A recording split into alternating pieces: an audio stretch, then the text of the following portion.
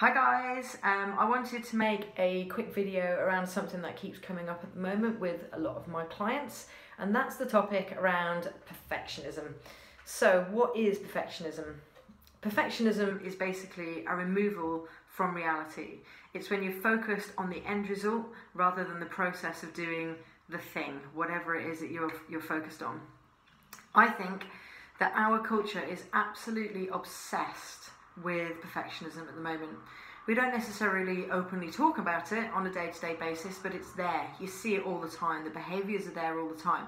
For example, how many times have you seen people take multiple pictures until they get the one that they want, the one that they think they look the best, before they'll happily share it with their friends on Facebook?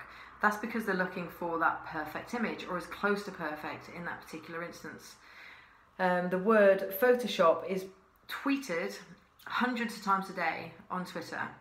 You use tools like Snapchat, as well as the fun side where you can give yourself pig ears and rabbit ears, etc. You can also use Snapchat in order to give yourself a different appearance, where it removes your wrinkles, where it removes your blemishes. It might make you look a little bit younger. In other words, it removes your imperfections. Now, I think that perfectionism is basically a fear around failure. But what is failure? How do you measure failure? For example, I was on holiday recently with one of my best friends, and I was talking to her 10-year-old boy. And I was just talking away, just asking what it's like in the world of a 10-year-old these days. I have absolutely no idea. It feels like an eternity ago for me. And he said it was really stressful because of school. And obviously this triggered my interest. And basically, he gets, as a 10-year-old child, 38 tests a year. And from which, I asked him, how's that working for you, and how's it going for you? And his only reply was that this guy in his class called Joe always got the best results, and therefore he felt that he wasn't actually doing that well. And then he proceeded to tell me that he was coming, regularly third or fourth in class, which is a great result, but still in his mind, it wasn't good enough because he wasn't being the best. He wasn't being the perfect person. And now this guy's 10 years old. So if we're doing that, if we're believing in that way, and even when I asked him, what exactly is it about that's going to change your life in any way that you didn't beat Joe, he couldn't actually come up with an answer. We just learn to accept this as, the reality of the way that we live, rather than actually questioning, why do we need to be perfect? Why do we need to be the best? What is it we're aiming to achieve? And we instill that into our youth. So by the time you get to your 30s, your 40s, your 50s, you've got 2, 3, 4 decades worth of practicing this particular mindset without actually challenging why it's there in the first place. So, if you look at an elite bunch of athletes and they do maybe a 100-meter race, somebody in that group is going to come last. But yet, that person is going to probably feel pretty miserable. Having said that, what they fail to recognise is that they were one of the 8 minority of people that actually got as far as the final. Now, there was a guy called Bob Goldman. He actually did a test on elite athletes as well. And I'm not sure of the amount of people he did it on, but I remember from my research, it was quite a substantial amount of elite athletes. And he approached them and asked them for their answer, basically, to say that if he could give them a pill that would guarantee them a gold in their event in which that they were practicing, but this pill would make them die within 5 years, would they take it? And astonishingly, over 50% of these athletes said yes. So to make sure that this wasn't a one-off, he repeated this same experiment 5 times over the next decade, and he came up with the same results time and time again. Now, some people argue that perfectionism is an illusion, but how can you say to me that if people are willing to die in order to achieve that one perfect thing, that it's an illusion? How many times have you had somebody, or you've seen somebody lose weight, and then even when they reach that goal, they reach that target, they've reached that bar that they've set themselves, they've crossed that finish line, they can then look in the mirror and start deciding, well, I can still look stronger, I can still lose more weight. How many times have you seen somebody get promoted at work and then actually be hungry for the next promotion? What I've now achieved isn't enough. So we constantly embed this in ourselves, and we constantly reinforce this feeling that actually we're not good enough and that we've failed if we haven't achieved. And what people underestimate is that actually by in a chronic level of perfectionism, it can actually lead to chronic illnesses. It can lead to stress, anxiety, depression, eating disorders, insomnia, in a worst case, suicide.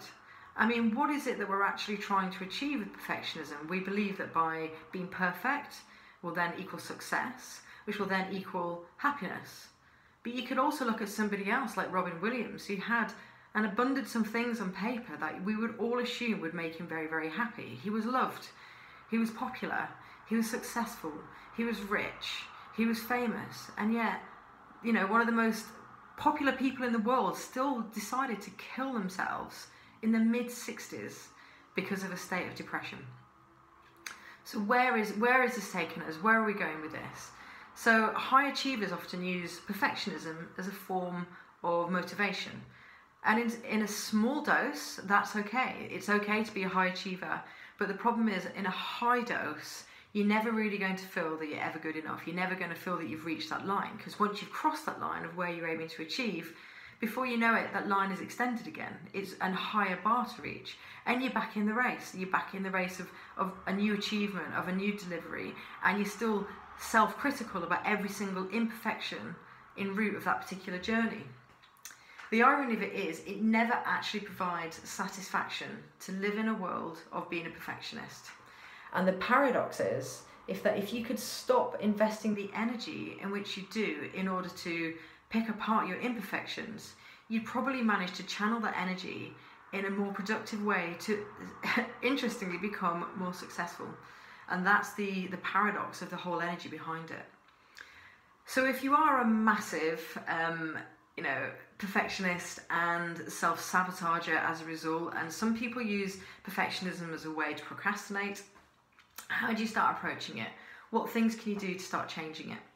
So one thing that you can start doing is, when you recognize that you're in a pattern of perfectionism, you can actually do something active to change that. For example, don't take 20 pictures and find the most perfect one to post on Facebook. Allow imperfect pictures. I mean, Facebook's just an example, but this can be translated into all different things. For example, that's a personal one for me. So like maybe 3 or 4 years ago, if I was tagged in a picture that I didn't like, I wouldn't accept it. I wouldn't have it on my wall. I wouldn't let other people see that. I now play a contact sport, and I've decided that it is basically impossible to ever have a flattering picture taken when in action.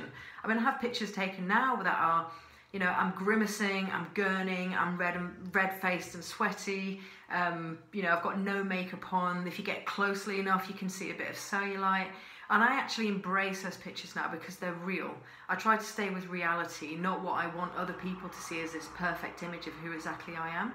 So first of all, when you identify a form of perfectionism, try and do the opposite. See how it feels to not insist on it being perfect, and see how that feels. The next one is try to let go of the outcome. Try and enjoy the process. Try and enjoy the process in which you're actually in order to the thing that you're trying to achieve. A really good writer doesn't spend his time or her time constantly trying to create the best article in the world. They just enjoy the process of writing. A really good artist, or just an artist, doesn't necessarily paint in order to create the best painting in the world. They're just enjoying the process of painting. So try and absorb the things that you're learning, enjoy the process, try and live in the present of what you're doing. Remove yourself from the future of what it should be, and enjoy where you are and what that actually looks like and the feeling of that process. And that's another way to start overcoming perfectionism. And finally, the most interesting part about this is that once you let go of perfectionism, it's amazing how suddenly everything feels perfect. By the way, if you heard any random snoring in that's my dog. He's sat down by my feet at the moment. It wasn't some weird alien noise in the background. But if you enjoyed that, then feel free to subscribe to my YouTube channel, and I'll keep you posted on new topics, and I'll speak to you soon. Cheers!